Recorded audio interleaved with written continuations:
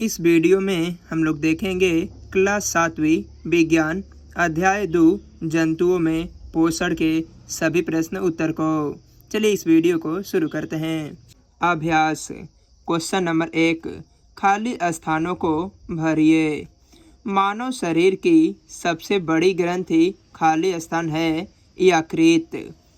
मनुष्य में भोजन का पाचन खाली स्थान में शुरू होकर खाली स्थान में पूरा होता है। यहाँ पे मुख गुहा भर देंगे और यहाँ पे मल द्वार। आमाशय में हाइड्रोक्लोरिक अम्ल एवं खाली स्थान का स्राव होता है श्लेष्मा, जो भोजन पर क्रिया करते हैं। मनुष्य में पोषण के मुख्य चरण खाली स्थान, खाली स्थान, खाली स्थान, खाली स्थान और खाली स्थान है। यहाँ पे अंतःग्रहण भर देंगे और यहाँ पे पाचन, यहाँ पर अवशोषण और यहाँ पे स्वागीकरण, और के बाद जो खाली स्थान है यहाँ पे निष्कासन भर देंगे। अमीबा अपने भोजन को खाली स्थान की सहायता से ग्रहण करता है। यहाँ पे कुटपादों भर देंगे, कुटपादों की सहायता से ग्रहण करता है। क्वेश्चन नंबर 2, सही विकल्प पर सही का चिन्ह लगाइए। कुतरने में सहायता करने वाला दांत है। इसका सही उत्तर हो जाएगा रदनक। क्वेश्चन नंबर बी, लार मंड स्टार्च को बदलता है ग्लूकोज। इसका सही उत्तर ग्लूकोज हो जाएगा। क्वेश्चन नंबर सी, पीत रस का स्राव होता है यकृत में। इसका सही उत्तर यकृत हो जाएगा। वसा का पूर्ण रूपेण पाचन होता है छोटी आंत में। जल का अवशोषण मुख्यतः होता है बड़ी आंत में। क्वेश्चन नंबर 3, सत्य और असत्य कथनों को चिन्हित कीजिए। क्वेश्चन नंबर 1, आमाशय में हाइड्रोक्लोरिक अम्ल का स्राव होता है, यह सत्य है। क्वेश्चन नंबर 2, पीत रस से प्रोटीन का पाचन होता है, यह असत्य है। क्वेश्चन नंबर 3, प्रोटीन का पाचन मुख से आरंभ हो जाता है, यह असत्य है। क्वेश्चन नंबर 4, जुगाली करने वाले निगली हुई घास को पुनः अपने मुख में लाकर धीरे धीरे चबाते हैं, यह सत्य है। क्वेश्चन नंबर 5, छोटी आंत में श्लेष्मक स्रावित होता है, यह असत्य है। क्वेश्चन नंबर 4, कॉलम ए के कथनों का मिलान कॉलम बी से कीजिए। कॉलम ए यहाँ पे दिया गया है और कॉलम बी यहाँ पे दिया गया है, इसको मिलान करना है। कार्बोहाइड्रेट का मिलान शर्करा से कर देंगे, एक का मिलान 3 से होगा। प्रोटीन का मिलान एमिनो अम्ल से कर देंगे और वसा का मिलान वसा अम्ल एंड ग्लिसरॉल। पीत रस का मिलान पित्ताशय से कर देंगे और लार का मिलान लार ग्रंथि से हो जाएगा। 1 का मिलान 3 से और 2 का मिलान 4 नंबर से और वसा 3 का मिलान 5 से और 4 का मिलान 2 से और लार ग्रंथि जो है इसका मिलान लार ग्रंथि से कर देंगे 1 नंबर से। क्वेश्चन नंबर 5, आहार नाल के किन भागों द्वारा ये कार्य होते हैं। नंबर 1, भोजन का चबाना, ये मुख्य गुहा से होता है। नंबर 2, जीवाणु का नष्ट होना, यह आमाशय में होता है। उपयोगी पदार्थों का अवशोषण बड़ी आंत में होता है और मल का निकास मल द्वार से होता है। क्वेश्चन नंबर 6, एक शब्द में उत्तर दीजिए। मानव शरीर में पाए जाने वाला कठोरतम पदार्थ है इनामेल हो जाएगा इसका उत्तर। पचे हुए भोजन का अवशोषण करने वाली अंगुली जैसी संरचनाएं दीर्घ्रुम या रसांगुल भी कहलाती है। इसका दूसरा नाम रसांगुल भी लिख देंगे यहाँ पे। घास खाने वाले जंतुओं में सेलुलोज पाचन का स्थान रूमेन होता है। अमीबा में भोजन पाचन का स्थान खाद्यदानी में होता है। भोजन के अवयवों से उपयोगी पदार्थ संश्लेषण की प्रक्रिया जटिल पदार्थ का बनना। क्वेश्चन नंबर 7, कारण बताइए। नंबर ए, मनुष्य में सेलुलोज का पाचन नहीं होता है।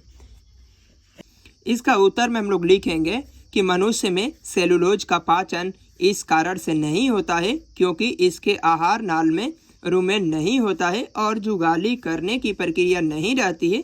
सेलुलोज का पाचन जीवाणुओं की सहायता से रूमेन में होता है।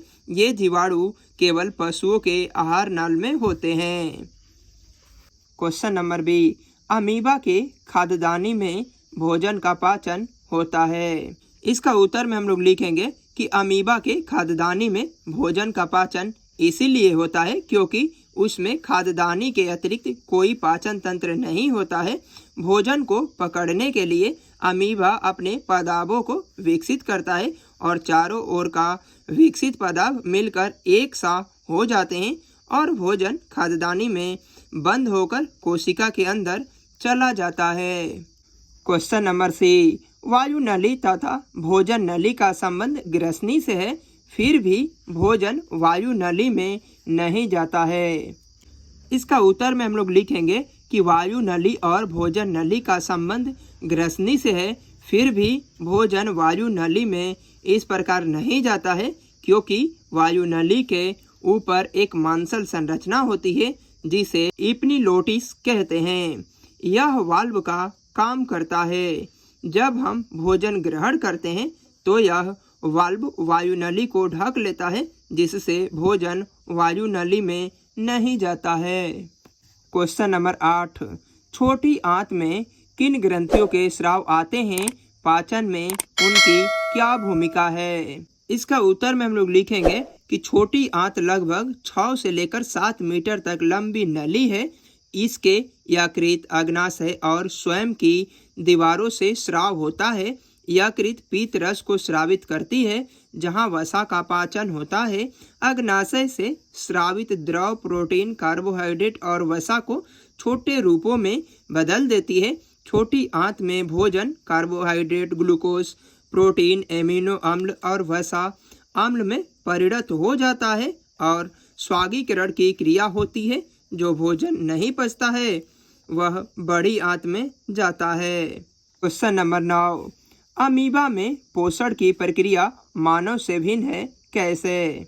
का उत्तर में हम लोग लिखेंगे कि अमीबा एक कोशिकीय जीव है। जब अमीबा के पास भोजन होता है तो पदार्थ की सहायता से इसे जकड़ लेता है और आपस में मिलकर एक सा हो जाता है और भोजन कोशिका के अंदर चला जाता है। जबकि दूसरे ओर मानव बहुकोशिकीय जीव है जिसमें भोजन का पाचन कई चरणों में, जैसे मुख्य गुहिका में, ग्रासनली, आमाशय, छोटी आंत, मलद्वार और गुदा द्वार, पचित भोजन का रसांगुलों द्वारा ग्रहण और मिलने की प्रक्रिया होती है।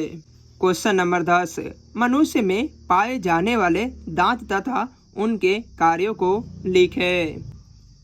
इसका उत्तर में हम लोग लिखेंगे दांत 4 प्रकार के होते हैं। नंबर 1, कृंतक।